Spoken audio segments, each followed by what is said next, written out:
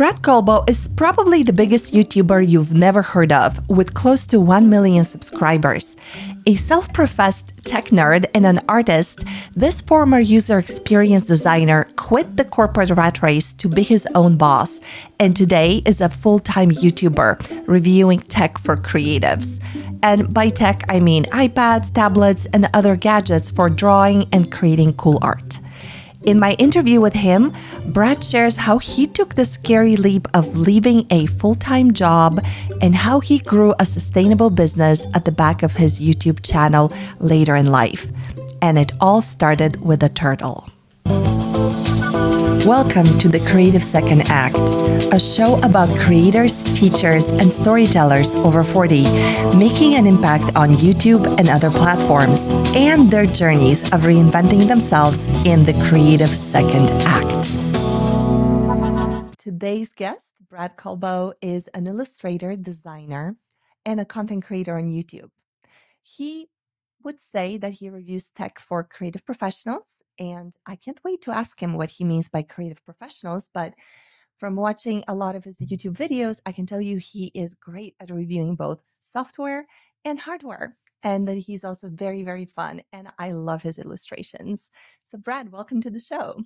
Thank you. It's great to be here. In preparation for a conversation, you had sent me some photos from your childhood. So you over-delivered. Thank you. You sent me two. One has you with a turtle. Is it a turtle? Yeah. And another one is when you're older and you have a really kind of dorky but creative t-shirt. Yeah. Well, I can't wait to hear the stories behind those. Why did you choose to send me those photos? Yeah. Well, I was thinking a lot about my why. I haven't really thought about that, but it's a term I've heard a lot. And it's something that you brought up when we were kind of discussing this podcast ahead of time. And I thought, okay, what drives me? Like, what is the main through line throughout my entire life that you can kind of look at? And I think what it is that I follow my interests, and every single thing I've done seems to stem from that, where I'm interested in this thing and I just have this tendency to go down the rabbit hole. And when I was a kid, this turtle kind of represented that. My mom did not want me keeping it as a pet, but every so often it would wander through our backyard and I would just pick it up and I'd play with it and I'd take it all around and I'd take it to my friend John's house next door and we'd put it in the sandbox and play with it. And it was probably on a very important mission to find food or someone special, to spend its life with.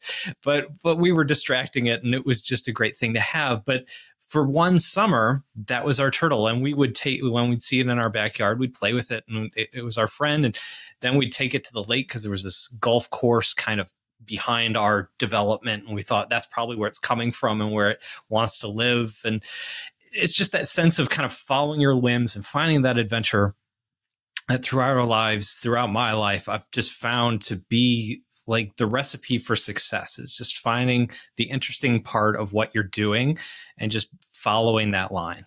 The photos were really a great illustration, but it also was a reminder, wait a minute, this creative person has achieved a lot. So what was the story behind the second photo you sent me where you were a bit older? You wanted to start the journey kind of early on. And I thought, this is the moment. I was in high school. This was 1994. I think I was just starting my senior year.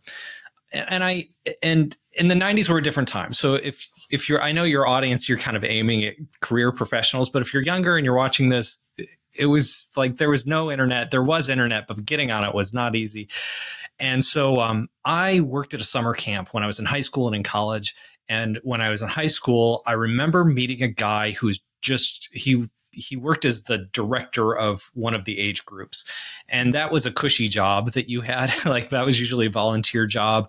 And he was drawing a comic book. Like he was like legit drawing a comic book. He had these big pages out on this big wooden table and he'd just draw comics all day. And then if we needed help, like if a camper got hurt, he'd go and get like the nurse or whatever, or he'd help pack the meals. But we'd show up after swimming and we'd show up after an event and he's just drawing a comic book page. And it blew my mind as a 16, 17-year-old that comics or any kind of media was something that was done way far away. It was not accessible. It was up high on a shelf that you can't reach. like superheroes were Marvel and DC and all that fun stuff. And he was just doing it. And then he went to a printer. Like and I didn't realize at the time, there was like places that will print your book for you and all this stuff. And he had it printed and he would sign every copy because he was an independent publisher in 1994. Wow. And so I went back to high school and I thought I could do that. There was just something there. It was like this, like, punk. It was not, I want to say it was a punk rock ethos because punk rock's all about doing it yourself, but it was not punk rock at all. It was very geeky. And so I started drawing a comic book. And that school year, I also remember this guy also had t-shirts for his comic books. And so I started drawing the comic book and I was like, I need t-shirts. And so I designed a t-shirt and I was like, I didn't know, how do you print a t-shirt? So I went to the Yellow Pages because that's how you found anything back in the 90s. And I looked for t-shirt printers and I found one locally and I went there and I remember showing up like after school one day and I wasn't really taken seriously. I'm this scrawny little kid walking in and they said, okay, let's see your art. And I pulled out this big pen and ink drawing on Bristol board and they were like, oh, we can actually print that, because they expected me to have this terrible sketch and whatever. And I only had like $100 some. And so I could only print like 15 t-shirts. And like, you have to, when you print something, at least back in the day, now you can print on demand and you could get as many as you want. But back in the day, you had to do bigger runs of things to get, because the more you print, the expensive part is setting it up, like getting the print made, getting the inks ready, the labor to get the t-shirts. Like running 10 more t-shirts on a press costs almost nothing. But like setting up that press costs a lot of money. So I think they were just doing me a solid and they were just like entertained by me. So they said, okay, we'll do this. I could only afford like 10 or 15 shirts. And I was like, great. So I send in my order. They have my artwork. They're going to scan it or however they got it onto the screens. And I came back Saturday morning to pick them up because they said they'd be ready Saturday. And I, of course, am excited. I'm this young kid. I'm pumped up. I get there like as they open, 9 a.m. Saturday morning. And he's just rolling in Saturday morning, like rubbing his eyes, like, oh, just going to knock out these jobs. And here this kid shows up at 9, like, I'm ready to pick up my order. He hadn't printed it yet. He's like, I'm printing it today. And he took that opportunity. He said, do you want to see how it's done? I was like, wow. Okay. And so I went in the back and I'm just in the back of this guy's print shop and he's showing me how he puts the t-shirts on the thing and puts the screen down and like runs the ink over it. And then he puts it on the dryer and there's the heat lamp and it dries the ink. And I got to make my own t-shirts with this guy. Wait, you printed the full run with him? We only did like 10 or 15 shirts, but we got to like screen print t-shirts. Again, this is 1994. So this is like completely I'm just a kid. I'm just totally ignorant to this world. I don't know how it works. Spent all your pocket money on I spent all the money I earned at Hardee's that month. Those t-shirts sold out and my friends started wearing them and everybody else in school was like, how'd you do that? And how do I get one? And so I took the money I earned from those t-shirts, which I was selling them pretty much at cost. And I took all of that money plus the money I earned that week. And I went back to the print shop, because I get them Saturday, I sell them Monday. They're gone Monday. Monday night, I'm at the print shop with more money. I was like, I need 30. And the guy's like, what? And I think I sold more t-shirts than comics because the comic wasn't done for months. But I ended up selling I forget, because I did a second design for a t-shirt. So altogether it was almost 100 t-shirts when I was in high school. Just a goofy t-shirts. And so that was my first, sense of entrepreneurship and this kind of do-it-yourselfness and all that stuff that has really infected my entire career. It's just one person creating a thing and getting it out to people. So, okay. So you graduate high school, you have this spark inside you. What happens next? Where do you start your career? Yeah. So I go to college and I'm told by everybody around me that don't do the comic thing. You're a good designer, do the design thing. And so I did. I was like, okay, that makes sense. I'm going to be a professional. I'm not going to be a goofball. And so I I studied graphic design and advertising. I graduated. I wound up at a consulting firm, a place called A.T. Kearney. I don't think it exists anymore. Of course, as one does, goes from comic artist and illustrator to consulting, right? Yeah, yeah, absolutely. Well, here's the thing: is it goes back to that thing where it's like, I'm an adult now. I do adult things. I'm not supposed to be a geek. This is like, I still collected comics when I was there, and I still was into like all that geek culture that I'm into now. But it was like something that it's like, okay, I'm going to hide it back over here, It was and then. And then I got into the web because when I was there, when I was in college, the web really took off because that was like the late 90s. And so I was designing web pages. One of the reasons I got a job at A.T. Kearney was because they were in this point where they were like, we should teach our marketing design team to do websites. And basically what I was doing with that very first job was I was designing PowerPoint documents. Is the consultants would literally like scratch out on pieces of paper like the slides they wanted. They just scribble out the words and then they fax us the slides. So we get 20, 30, 50 page slide decks faxed to us, handwritten from consultants who are on site a half a world away. And then we would like type it all into PowerPoint and we're just...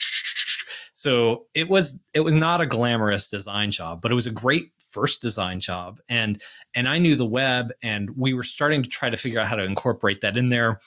The job didn't last long. In 2001, some crazy stuff happened in the United States in 2001, and the economy went south, and I lost my job in that. They downsized there, and I wound up at a web design firm, which was, I think, really good for me. Because it was just a 3-person operation. And that was that kind of re-entry into another kind of thread in my life, which is just, what can you do with a small skunkwork team? What can 3 people do together? What can 1 person do? What can you do with just a small group of people to get the best bang for your buck? I love working just in those smaller teams, smaller environments. And this was great for me because it was like, I could just go heads down into web design, and I was graphic design all day long. And the other 2 guys were more technical. And that was fantastic. I was there for a few years, moved on to a larger agency. And that was pretty good for my career because now I'm working with like bigger brands, and Smucker's was one of our big ones. We worked with Rubbermaid. We worked with, I don't even remember anymore. That padded my portfolio with a lot of great brand names, though. And you were doing graphic design and illustration work for them? Yeah, not much illustration at that point. It was almost all graphic design, web design. Yeah. Yep. A lot of email marketing. Email marketing was in its infancy at that point in time. So we were kind of at the cutting edge of that. A lot of the Smucker's brands that we had, we had copywriters, content creators on staff, like creating, like searching for recipes and because that was this time where like websites were kind of new. It was like, I started there in 2004. So websites were at the point where they were mature, but it was just starting to like, okay, let's get all our recipes online. And it was all search engine traffic. So like there was just this huge rush to get recipes online and so we're getting these recipes and we're sticking them in emails and we're shooting out the emails and we're doing all the stuff. Yeah. So that was that. And that was, I left that job in 2007 and I decided to take the leap and go freelance. And that was huge. It's funny because now in retrospect, looking back at it, that's been like, I don't know, 15 years. I don't even know how long ago 2007 was, maybe more. At the time, that was probably the biggest leap of my career. It doesn't feel like it now because I've been independent or fully employed on and off since then. But boy, was that scary, like just kind of taking that leap, leaving the comfort of having a day job and a salary and health insurance, and going independent.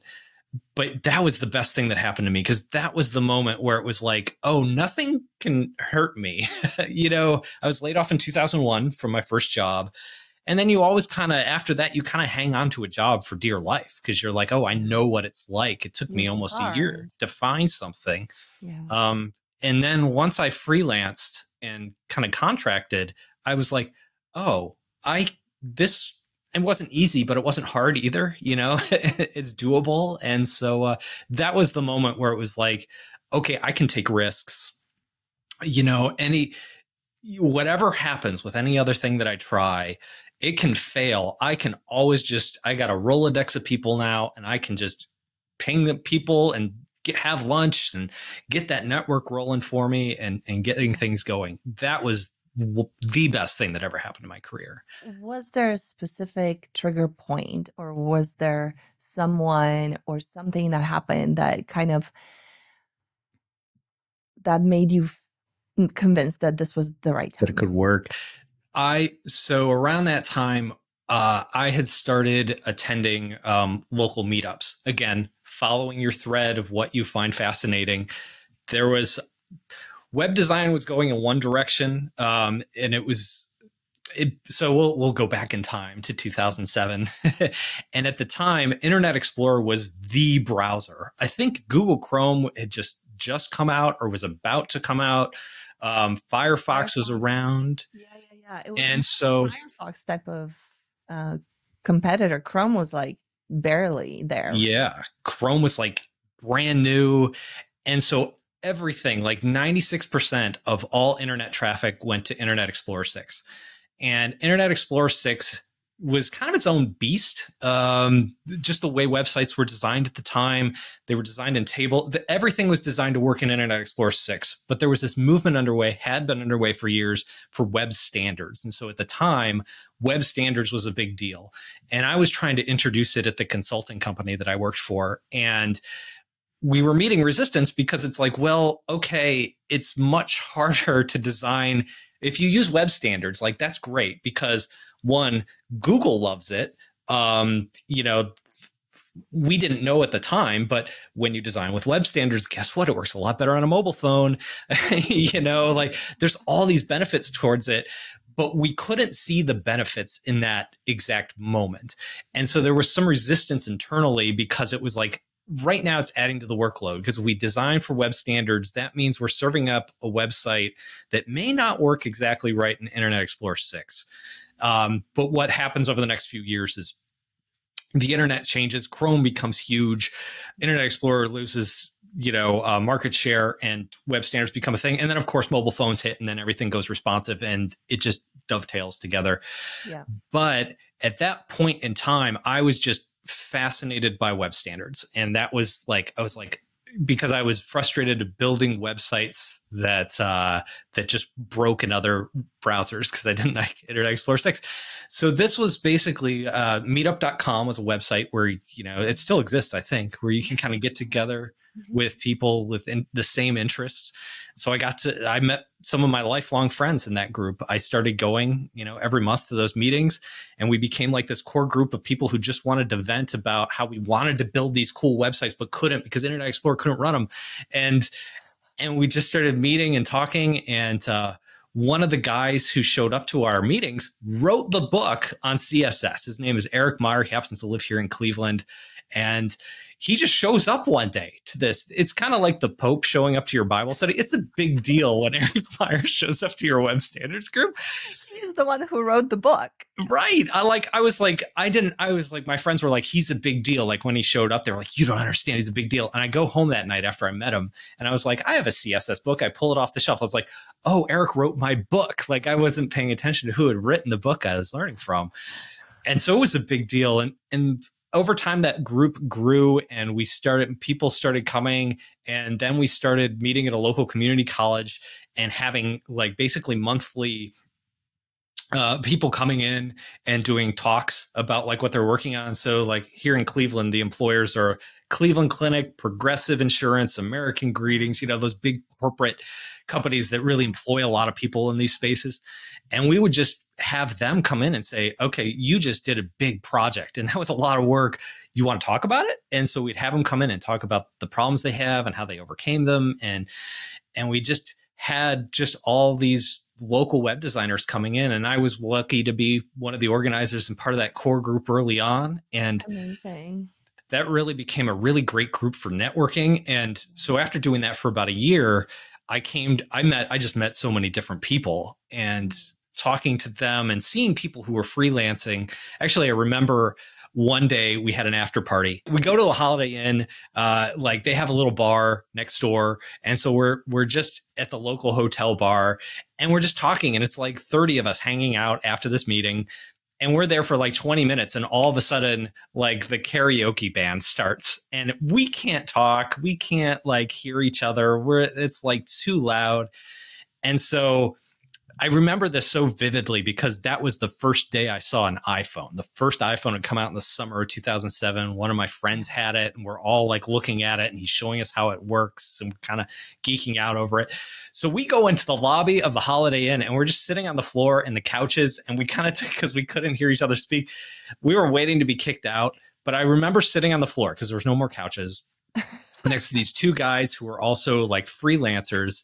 And they were like, and I said, well, I'm doing freelance work on the side and I'm trying to get to the point where I have enough work to go solo. And they said, you'll never get there. Like the only way that you're going to make that jump or to make that jump is to just jump. And like one of the guys said, I have too much work to do sometimes. And if you were free, I would contact you, but you're not. You can only work in the weekends. You can only work on the evenings. You know, I need someone I can call at 3:00 in the afternoon. And so after that, I went home and I was scared to death, but I like told my wife, I was like, I think I'm going to do this. And she's like, okay. And so I put in my 2-week notice at work and I became a freelancer and I just never looked back. Best decision of my life right there.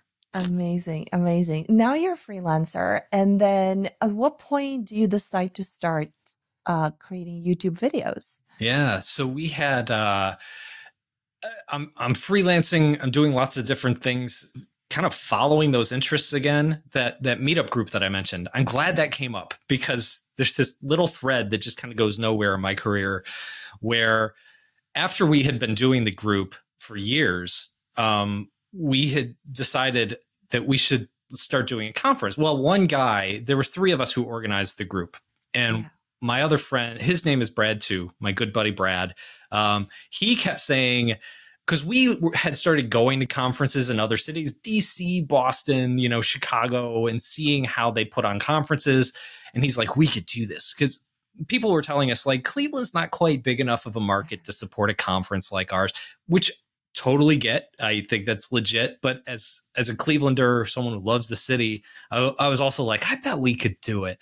And so my friend Brad just kept picking at the idea. And then some friends of ours called us and said, we're putting on a workshop and we're wondering if we could get enough people in Cleveland to come to our workshop. And I said, sure. And we basically became the marketing arm for their event. And so they gave us the content. We sent out the emails and did all this fun stuff. And it was 2 or 3 weeks before the event and only like 10 people had signed up. And they said, we need 30 people to do this workshop. And I was like, okay, let me see what we can do. Because I really wanted them to come to town. Like this was kind of a feather in my hat. Like there was no money in it for us. It was also like we had told all our friends that they were coming to town. Like I felt like a professional obligation. Like I got this, you know. And this was your proof of concept. Like yes, it was our MVP. And the other thing is we had no money on the line. So like it was their money that they were standing to lose. We were just doing the marketing for it. And sending out emails just wasn't getting enough traction. You know, even though we had a good size email group with hundreds of people in it at that point in time, it just wasn't enough to sell the product, right? We had even talking to people at the meetings, it wasn't enough. So what I did is I went into LinkedIn and I went to every single person in my LinkedIn account and I said, hey, Joe, haven't talked in a while. I see that you just changed jobs. How's that going? We should catch up for lunch. Also, while I'm here, I just want you to know that like we're doing this event and I know there's a couple people on your team that might be like really enjoy something like this. If you're interested, you know, tickets are going fast, but it shuts down next week and go to the next person. And like, I did not copy paste anything. Every single email I sent was to a person who I had personal connection with, either working with or from the meetup group or whatever. And it was just like, hey, haven't talked to you in a while. Like, how's it going? Or whatever it was. and you just go. And it also got the conference to a point where we ended up selling like 40 tickets, which was more than they needed. We brought people into the workshop, and it was like, okay, if we can sell a $300 or $400 workshop, I bet we could do like a $200 conference, right? Like, okay, the proof of concept, like if it's cheaper, if it's not as focused, if it's like, I think we could do this. Like, so that's what got it going. Is that was successful. And so the next year we started a conference and did the same thing again, where I emailed everybody on LinkedIn, caught up with them, got it. And our tickets sold out like in the first week. And we'll get to, this is where the YouTube videos come in. But as the YouTube videos started to take off, I handed that off to those guys. And I said, I can't, like, when it was a networking event for me, because it was a tremendous networking event as a freelancer, to be standing on stage and introducing like web designers who are really well known, right? Like, that was how I networked. So I put on events. And yeah, but it just didn't make sense once the YouTube thing started to take off. I was like, I don't really need the freelance work anymore. At what point did you decide, or did you get the idea of creating a YouTube video? So when I was at home, my daughter was younger. I was like I did a lot of evening things. My wife did a lot of evening things. We were running around, taking her to ice skating and Girl Scouts and all that fun stuff. So evenings were crazy. But lunchtime, I was usually around. So we'd do lunch together as a family. And that was like our family meal most days.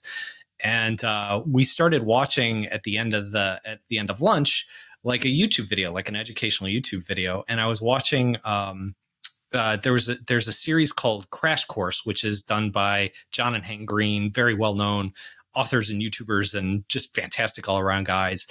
And we just watched those, and as I watched them, I thought, I could do that.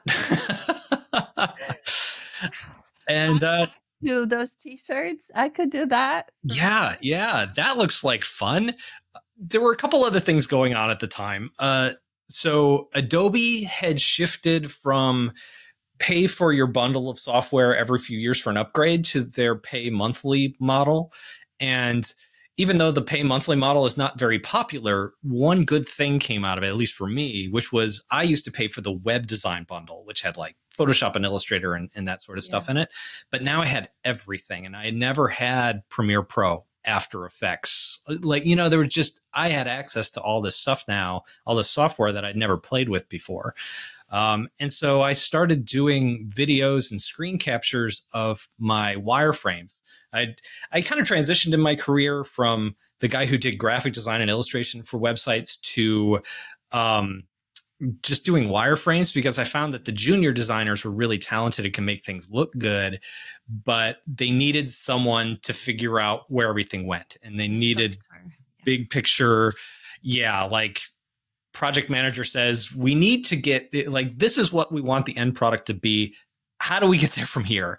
Like, I got better. It's a little bit like user experience design. I was very much a user experience designer. Yeah.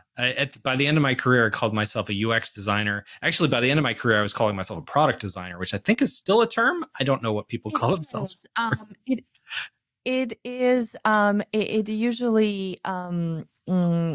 Yeah, it usually is both visual and user experience design. But user experience design is that overarching kind of understanding the journey of the user within the product and the touch points and like where they're going to go. And here's the thing that you quickly learn as a UX designer is no one reads your wireframes. Nobody at all. You make all this documentation and nobody reads it until they have to implement it. And you could have a meeting where you present it and you could do all this stuff. Nobody sees it. So what I started doing once I got some of this video software is I started doing screen captures of me walking through whatever changes I made to the wireframe every day. So it was just like a 1 minute. I tried to make it as short as possible because I was like, I know that like if this is 20 minutes long, no one's going to watch it. It was like, just zoom in on the page. Like, this is what we talked about. This is what I changed. What do you think? These videos are 30 seconds, minute, 2 minutes long max. And just when I sent my wireframes over, every day there was a video and the people would watch the videos. And so I was like, that's all I wanted. Wait, you were doing Loom 10 years before Loom existed. Yes. Yeah. That's exactly what I was doing. And so I started making videos. At the same time, we're doing the conference. one of the videos I made, it was for our conference. At the time, there were some of the local conferences, not local, regional conferences, were having problems with sexual harassment, which was a big problem in our industry, probably still is a problem in our industry. And it was happening at conferences because the male to female ratio back in the early 2000s was like, I don't know, 9-1 or maybe more, right? And so what was becoming like what a lot of conferences were implementing was I forget what it was called. Basically, just some rules, code of conduct. That's the code of conduct. Yeah, and it was basically what we consider harassment, what we're going to do about it, what you should know before you come, that sort of thing. And again, we wrote up all these rules. We used a template that another conference had already created and kind of open source for anybody to kind of take and use and modify. And so we had put that together, and I was in this mode where I'm like, nobody's going to read this. And I was like, I'll make a video. And it's still on my YouTube channel, a code of conduct for our conference. And so I made a bunch of videos for that. Some of my early videos were UX based. Some were like the history of web design. There was a lot of different stuff before the review thing really came about. But that was one of those videos. But I just was getting my feet wet. And again, it was just like, I got new software and I can make videos, and it was just another rabbit hole. It was just another like, ooh, this is new. This is fun. Like there's a certain, when you're creating something, there's just a certain chaoticness to not knowing what you're doing. Like it's fun to be a beginner, and it's fun to you're like, this is careening out of control. This is a terrible video. No one's going to watch this. And then you finish it and you're like, okay, that's not bad. That turned out better than I thought it would. And it's the high that you get from that. The messy creative middle, man. That's so hard for somebody who's indoctrinated into the kind of straight and narrow of like corporate thinking. Good thing you didn't stay in consulting for too long. They would have beaten that out of you. And so I'm doing these videos, and I am on site for one of those clients.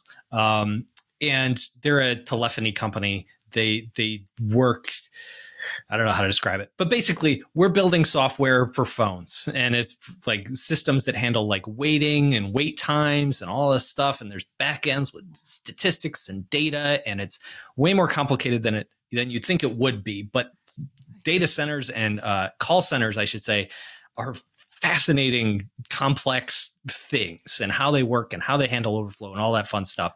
I've never heard them described as fascinating, but they're only fascinating if you dive down the rabbit hole and see how they're not fun places to work. But to figure out the behind the scenes of like, there's a ton of metrics that they collect. Yeah. And it's like, how do you take those metrics and tell a story with it? Like if you're working in a call center, and your calls are backed up like an hour. If you say, wow, we're really backed up, I should call in reinforcements. Well, okay, when you say, let's get this third party to come in and be an extra call center for us, that's going to cost thousands, possibly tens of thousands of dollars an hour to have those hundreds of people working for you for that time. So if you're managing that, all of a sudden, if it doesn't matter what you do, you're going to get called into the boss's office the next morning and have to answer for what went down when, the traffic was really high. If you pull the lever and say, okay, bring in the extra people to help with the call volume, you've just spent the company's money. You're called into the boss's office and you have to justify it. And you have to look at these statistics and say, how do I tell my boss that because of these statistics, I decided to our calls were backed up an hour and a half. We had to do it. But what if they're going down? What if they're trending up? What if they're where can we find a trend line in here? This is so tangent. This is where we're going to get into a whole other thing. You're also going to get called into the boss's office on Monday morning if you don't pull that lever, because then they're going to be like, why was there a 3-hour wait time? Well, I was afraid to pull it because I thought it was trending down. And so you're trying. Damned if you do, damned if you don't. Exactly. You never want to work in a call center, but kind of the data available to analyze in a call center, amazing. So yeah, I'm working for that client. And they had a bunch of Surface Pros, which was the Microsoft's tablet computer thingy in the early days of the Surface Pro. Are And we one talking day about at like lunch, 2014, 2013? yeah, it was 2014. Yeah, this time 10 years ago. And they had like this touch based interface for our call center graphics is what they were working on, and they were like, wouldn't it be cool to have it on a tablet? You could just boop boop boop, and it was cool.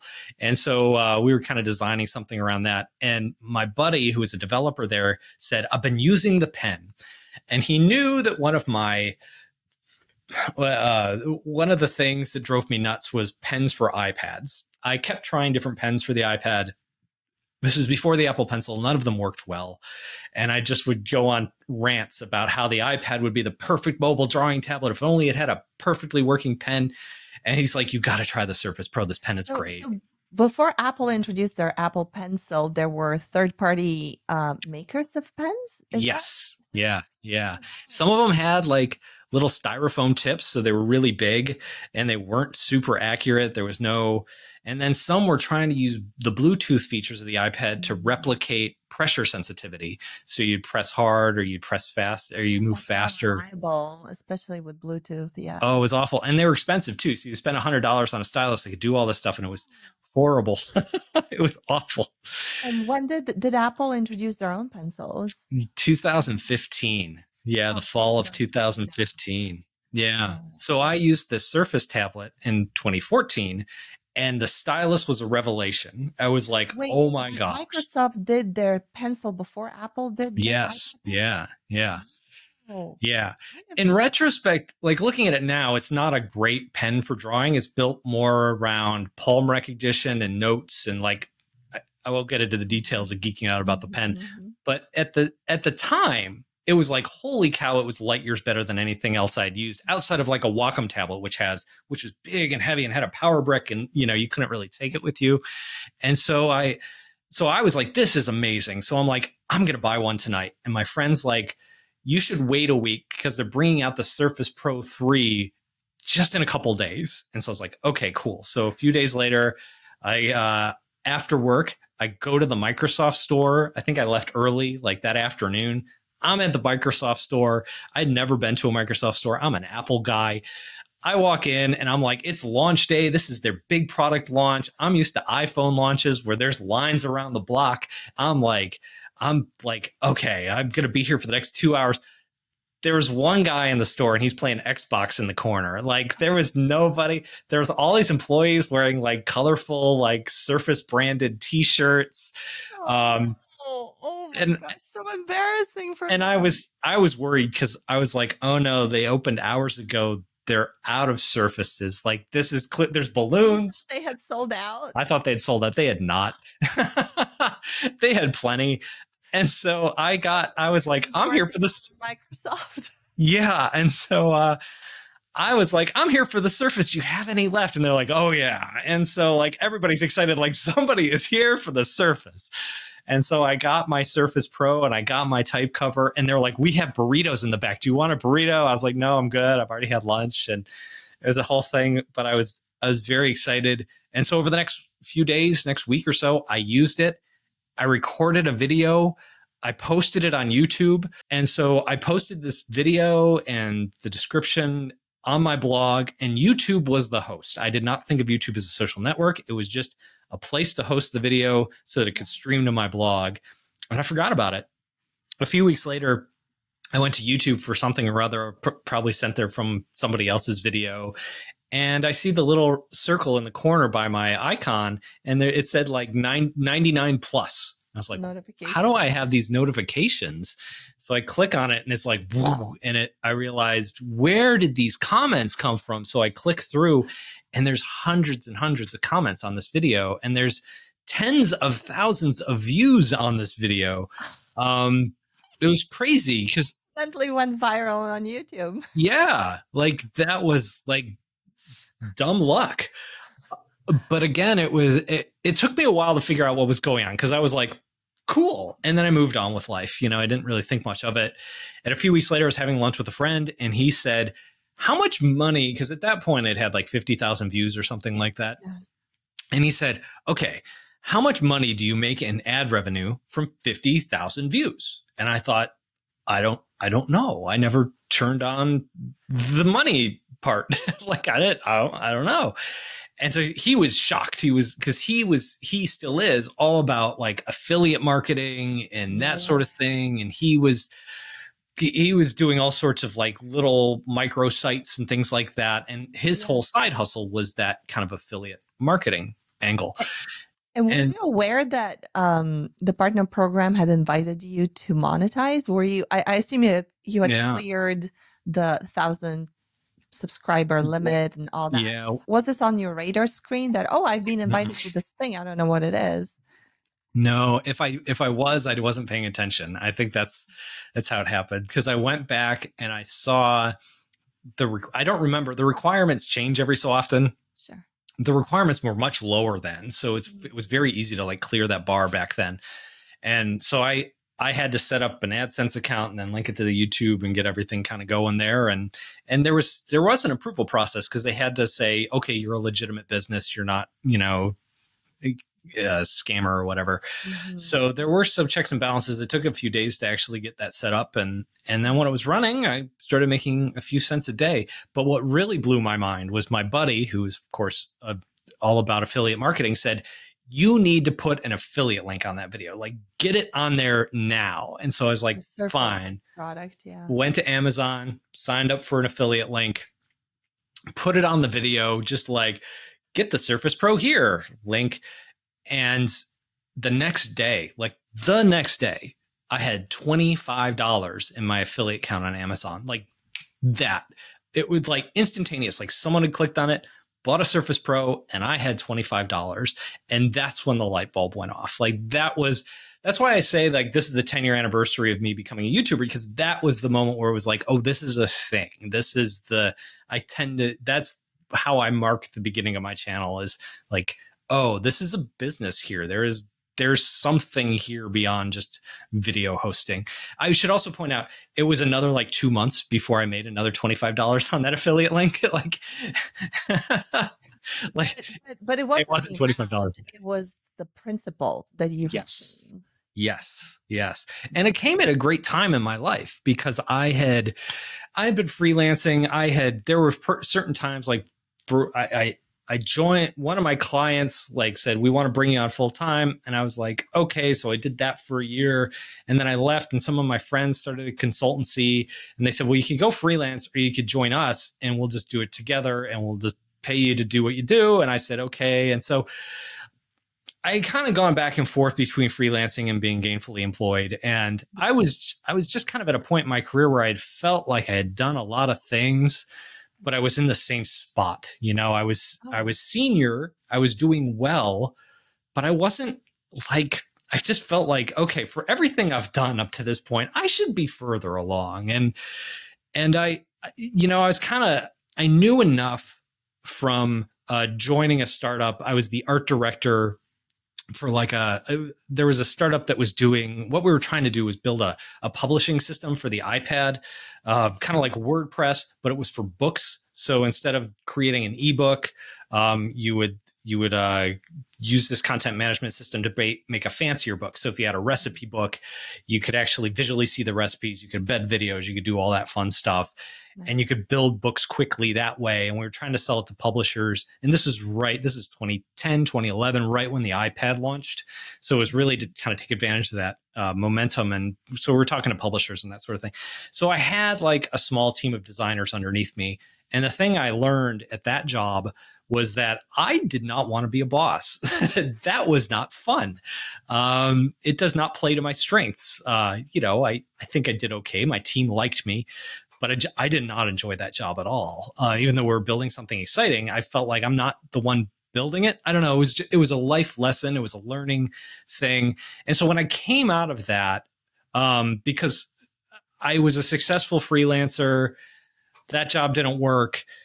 My friends were starting up a consultancy. Some of my other friends had already been doing that. And I was like, okay, what's the next step in the career? Like, if you're going to keep building your career, where does it go from here? And the only answer I could think of was start an agency, right? I had a big network. I was bringing in enough leads. I was basically, if I couldn't handle work, I was handing it off to friends anyway. And I thought, why not bring it in-house? I can hire people. It's cheaper. I can manage folks. I can get some junior people that I can teach up. So there were some things I liked about having a team, like seeing the junior people kind of come up to speed was really, satisfying and stuff. But I realized, like, again, making mistakes with other people's money, I realized that having that job, I didn't like it. I didn't like managing people. It wasn't for me. And so I was just kind of in a quandary where it's like, okay, I've kind of maxed, maybe I could raise my hourly rate a little bit. I can't bill any more hours. Like I'm billing to my max. I'm doing well, like living the middle class lifestyle. We have a house. I'm saving for retirement. But it was like, okay, but I feel like I'm capable of more, but I just felt like I was kind of on this treadmill for several years.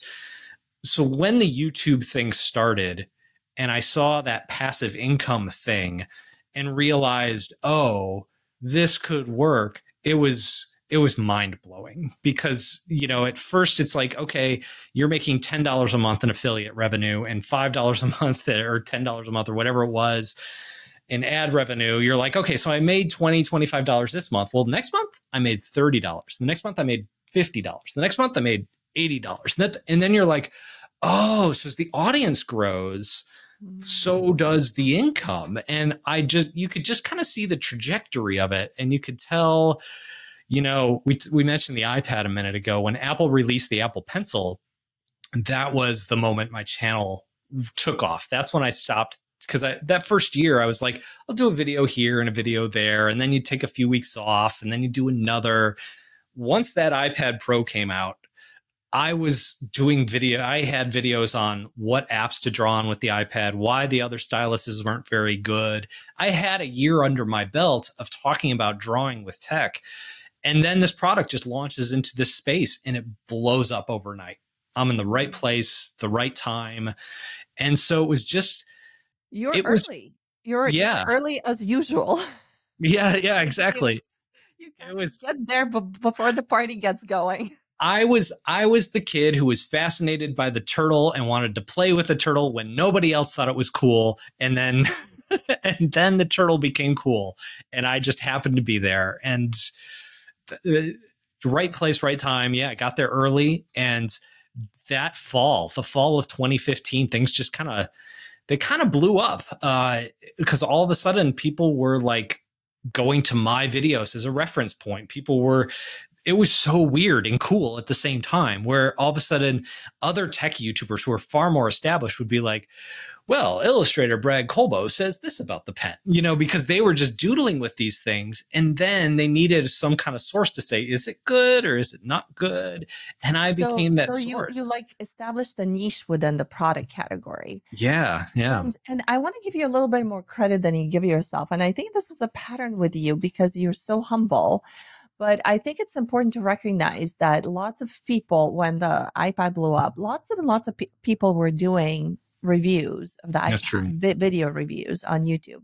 Yeah. So it wasn't like that you were just early. Yes, you were, but you also kept working at it and kept you kept up your consistency. How many of the people that were making iPad review videos back in 2014 are still around 10 years later with a channel that's approaching 1 million subscribers? Yep. Yeah, there was a lot of those people. It is funny because there were people that were my peers at the time who just stopped doing it. And I think part of it was I had a 1 year run up to that moment. I think if I posted that one review, I don't think anything would have come out of it. But I had a full year behind me where I had made the revelation that, oh, you can put affiliate links in this. Oh, you can make money in this. Oh, you get like all of the little things that you need to start learning along the way. I had learned by the time that video hit. And I had also learned things about YouTube, like in my web design career when we were doing the conference, I was always trying to impress the people above me, like the people who were speakers at our conference. That's who I wanted to impress. That's why I wanted to have them at the conference. I wanted them to see me as like a smart guy in the room, kind of that selfish part of you, the ego. But what happened on YouTube is I I had a year to learn that if you want a video to go viral, you should not talk to the top 10% of people in a field. You should talk to the bottom 90% of people in the field, because those are the people you need to watch your stuff. And if those people learn from you, because those people, many of those people will eventually be the top 10%. They're just starting to take those steps on the ladder to get there. It's been amazing to see people. There's one guy named Dave who I have his book on my shelf somewhere. I'm tempted to go get it. David Neal. Shout out to him. He's a developer, and around the same time, he was starting to draw little caricatures. I think I don't remember if it was the Surface Pro or his iPad, and he was at some of these development conferences. I met him at one of these, and he's like, "Oh, I watch your videos, and these are the characters I was drawing. They were very crude cartoons." Here we are, 10 years later, and David Neal's illustrations are amazing because I've just watched him do it every day, not all day, but like just as this passion hobby for years. And his illustrations have been books. He's been published his own book. It's incredible. And you get to see these people I grow. love you that you are getting so excited. This is a common theme with the people that I'm interviewing. This is so exciting for me. You're getting more excited about the transformations in the lives of one of your viewers than you do about your own life. That's true. I love That's it true. because I was half expecting you to talk about how you started doing courses for drawing and for illustration. You have plenty of, some of them are paid, some of them are free, but you've really developed and matured as a creator, not just in making the videos, but also in creating a lot of content around that, creating your own business around that. This is, I think, the quintessential difference between the YouTubers who want to become a YouTuber but are not interested in doing what it takes to produce the content to get there, and the people that are enjoying creating the content. Yes. Yeah. Yeah. The other thing I have learned over time is they call YouTubers influencers, but we have shockingly little influence like on a lot of things, And so a lot of YouTube is figuring out, what does the audience want? How can you serve the audience? And if I made a video about politics or whatever hot topic issue there is today, it would bomb and people would be mad at me because I really don't have influence in that area. If I tell them about some new app for the iPad that allows them to animate or something, they might get excited because that's like my wheelhouse. That is the area, like the little area where you have influence. But you just have to kind of build that rapport over time. And I think part of that is finding the joy and watching people grow. Like, oh gosh, there's so many stories. One of the people I worked with at the startup, she started as a developer, and I remember she had just gotten out of college. It was her first job. And then she was like, I don't enjoy this developer thing. I'm going to go to art school. And everybody thought she was crazy. Like, we were like, no, don't do it. And here we are 10 years later. And to see her career, and just now she's a very well-known illustrator. She's published dozens of children's books. She's phenomenal at it. And yeah, to see kind of those people just take off and just watch someone start here and get way up here, it's amazing. It is pretty cool. And if you can help them on that journey, time is on your side. Like they will grow out of your content eventually, but they'll still remember how they learned from you back in the day. Oh, amazing. Do you think that's possible for somebody who's older, who's had a couple of decades in the career and the life experience? Because here's what somebody listening to you can say. Well, Brad's been at it for 10 years. He's a YouTube veteran. And in fact, you are. But what I think is happening is, I don't want the point to get lost in kind of the glory of your success. I don't want to lose the point that you kept at it. You kept growing and getting better. You developed. I bet you're a very different YouTuber than you were 10 years ago. Yeah. Right. And even a year ago or 2 years ago. And so what would you say to somebody who's kind of felt like they were that dorky, nerdy kid in school? They had all these things that they were told to put aside, focus on doing the right thing, doing the adult thing, paying the Right. bills, Be a going to professional. the consulting company, be a professional, get a job. And they are at the point in their life where maybe there's a desire to get back, to reconnect with that child, to reconnect Yeah. with the kid that was watching the turtle. Yeah. Um, but they have a lot of doubts, and they're saying, well, Brad's been doing this for a long, long time. Like, who am I to step in there, and why should I do it? Am I not too old? What would you say to When them? I started this YouTube thing, I'm 47 now. So like 10 years ago, I was 37. And 10 years ago, the biggest tech channel guy out there was Marquez Brownlee. He still is. I think he's like 31, 32. So 10 years ago, he was like 21, 22. iJustine is another one. She was really young back then. And so a lot of these tech channels, they were just kids. And I remember watching them and thinking, no one will ever watch me. Like, this is stupid. Like, why am I doing this? But you do have those moments when you're just kind of churning out the work, because some videos do well, some don't. When they don't, you have doubts. You just kind of keep churning. But I don't think, I don't think age matters. I don't think time matters. I think my experience is what kept me at it. I knew that, like I said before, I knew I didn't want to manage people. And I knew the path ahead of me to go forward in my career was kind of that path. And I was like, I didn't want to go down that path. And when I saw that other path, it just made sense to me. But I had to know a lot of things before I hit that path. And I would not have stayed with it if I thought, oh, there's something better and shinier over here, So that experience does pay off. Also knowing that I'm just one guy in a spare bedroom, I don't want a team around me. I do have some people that I work with who handle like my promotions and that sort of thing, because they're so much better at writing up legal contracts and negotiating for me. So there are people I work with, but I don't have any direct employees that I'm not working with a video editor. I'm not working with, a script writer or something like that. All the content is done by me. I learned that through that work experience.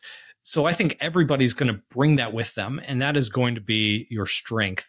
So I don't think it's too late to start. I don't think the YouTube isn't going away. There might be other platforms that take off. TikTok was really hot for a minute. Looks like it's starting to cool down. I don't know if it'll be around in a year, but Instagram was hot for a while. There's going to be other platforms. There's going to be other stuff. But if you know something, if you have life experience, if you're fascinated by something that you don't think people are really covering enough, it's worth dabbling in. And especially with YouTube, like I did videos. I talked about the code of conduct for our conference. I did a video on that. I did several videos on the history of web. I did videos about styluses. I did a lot of different weird things before Something blew up. Something happened. Yeah. And you just kind of have to get out there. And a guy in the YouTube space named Roberto Blake gives the advice that you should make 1,000 videos. Now, I think 1,000 is a bit much. It's like, you should just make 1,000 videos and you'll find your way. I think he's absolutely right. 1,000 is a bit much, but start with 10, see where it goes. But you'll learn so much about it. And if you're having fun doing it, it makes it a lot easier. Like for me, it was like the whole video editing thing. Like I was just fascinated by, oh, this is a J cut. This is okay. I can play the audio. Like, oh, I can put a blooper in here and it makes it kind of fun, It is kind of fun. I as a tech person myself, I'm in no hurry to outsource my video editing because I love figuring things out. I love Yes. figuring out software products that, help me with things. Remember when I was working at Zynga, this was super early age Flash development, age 2008, 9. I was trying to make my own mock-ups and my own kind of visualizations with Photoshop. And I was just spending hours creating like a mock-up. I wish I'd met you then. That was my bread and butter. someone, someone like you to like show me how to like draw it on a napkin and just like take a photo and like send it off, right? But there's this fascination with like, oh my gosh, that's so cool. Oh, I can do Mhm. this and I can do that. And it's a discovery process. So I actually, even if you're not in tech, but you're fascinated with tech, I think this is a pretty fun thing for you to try to create a YouTube video and just Mhm. taste all the aspects of the creation process because you might actually have fun with it. Yeah, yeah.